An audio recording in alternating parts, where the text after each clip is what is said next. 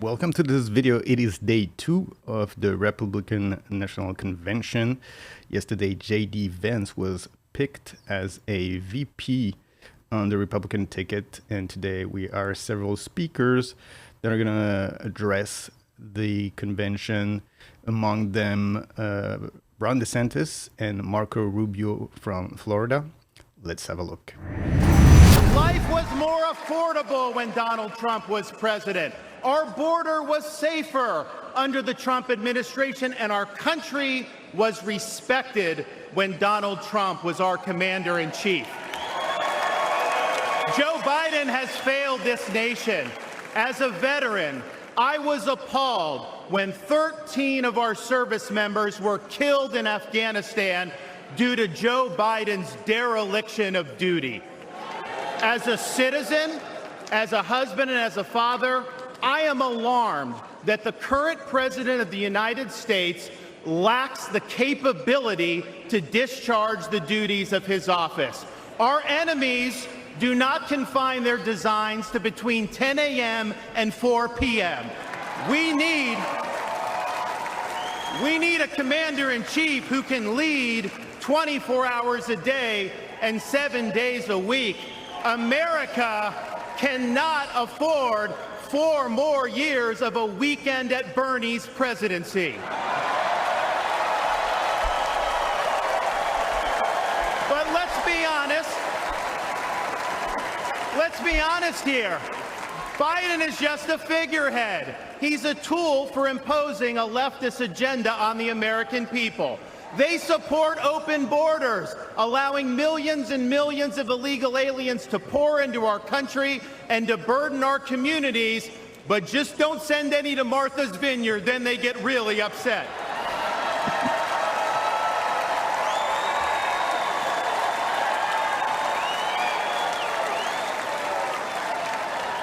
They have unleashed progressive prosecutors across our nation who care more about coddling criminals than about protecting their own communities. They use the unelected bureaucracy to impose their will on us without our consent, and they weaponize political power to target their political opponents like they've done to our own nominee.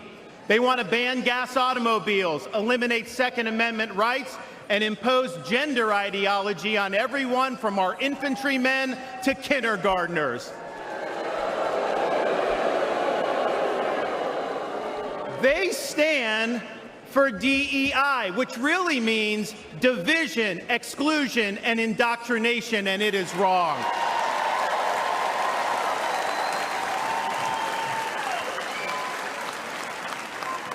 They mandated that you show proof of a COVID vaccine to go to a restaurant, but they oppose requiring proof of citizenship to cast a vote.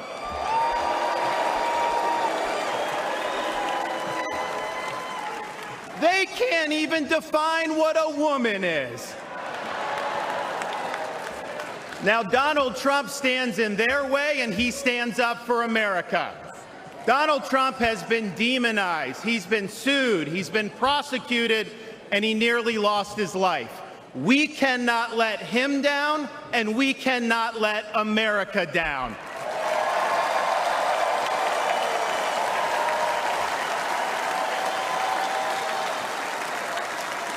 It is the values of this Republican Party that reflect our nation's founding principles.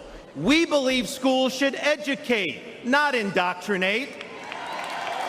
We stand for parents' rights, including universal school choice.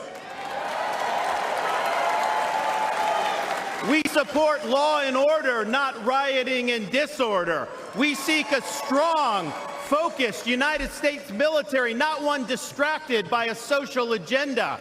We reject entrenched political class, and we demand term limits for members of Congress.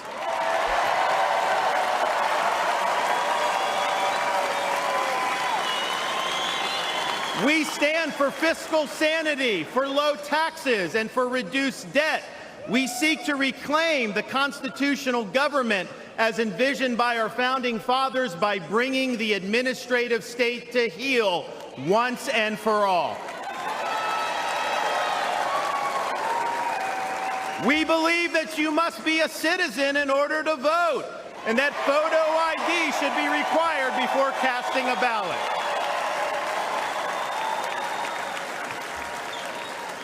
We stand for strong borders and believe that our nation must have a shared civic culture, and we oppose any immigration that stands apart or in contrast to our American values. We believe in the principles articulated in the Declaration of Independence that our rights come not from the generosity of the state, but from the hand of the Almighty, including the right to life, liberty, and the pursuit of happiness.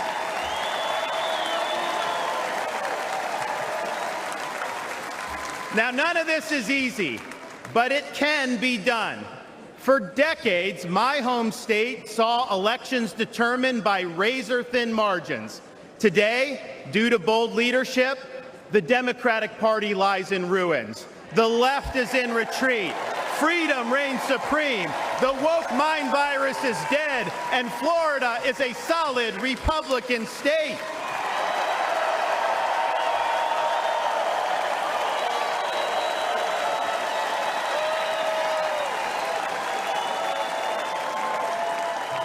Now, electing Donald Trump gives us the chance to do this all across America. And we have a responsibility to step up and make it happen. We have a responsibility to preserve what George Washington called the sacred fire of liberty. This was a fire that burned in Independence Hall in 1776 when 56 men pledged their lives, their fortunes, and their sacred honor to establish this nation. It's a fire that burned at a cemetery in Gettysburg, Pennsylvania, when our nation's first Republican president pledged this nation to a new birth of freedom. It's a fire that burned at the foot of the Berlin Wall in 1987, when our nation's 40th president stood in front of that wall and said, "Mr. Gorbachev, tear down this wall."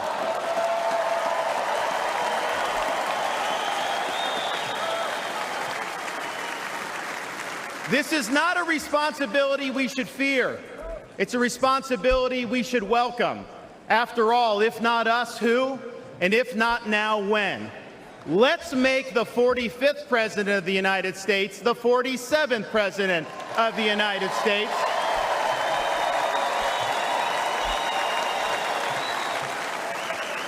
Let's elect Republicans up and down the ballot, and let's heed the call of our party's nominee to fight, fight, fight for these United States. Thank you. God bless you. Let's win in November. Thank you so much.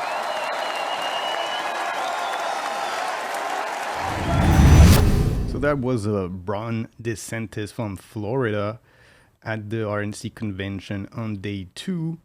A very interesting speech from Ron DeSantis, of course, who's been really the big loser over the last 2 years as he was running against Trump to try to get a nomination as a presidential candidate. Of course, his campaign completely got derailed in the process.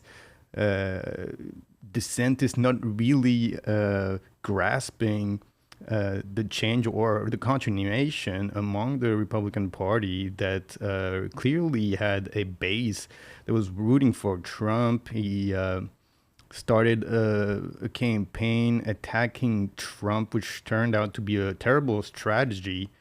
And of course, he didn't really have much of a chance, even though in the beginning he was probably the second lead for a Republican nomination. But in the end, his campaign and the attacks that he sent to Trump turned out to be really unfavorable to him, as Trump managed to get the nomination. And early on in that race for the Republican ticket, as it became clear that Ron DeSantis was not going to be the nominee, his chances of getting a position in a future Trump cabinet completely vanished from the landscape. And now DeSantis invited to speak at the RNC conference with a speech of unity, a speech that was pretty much similar to what the other candidates have said, or the other speakers have said, falling in line behind Trump and pledging their support, like Nikki Haley, who spoke just before DeSantis, even though these people were opposed to Trump in the view of a potential nomination. They decided to come and speak at the convention and rally behind them. Of course, a smart political move, as in the Republican Party now there's an overwhelming support for Trump. But we'll continue to watch this Republican convention and the speakers that are coming up. Hit me with that like, and sub to the channel. Hit me with that like, and click the effing bell. Click that little right. The algo recommends for she gon' like. The algo knows you well. Hit me with that like, subscribe to the channel. Hit me with that like, and click the effing bell.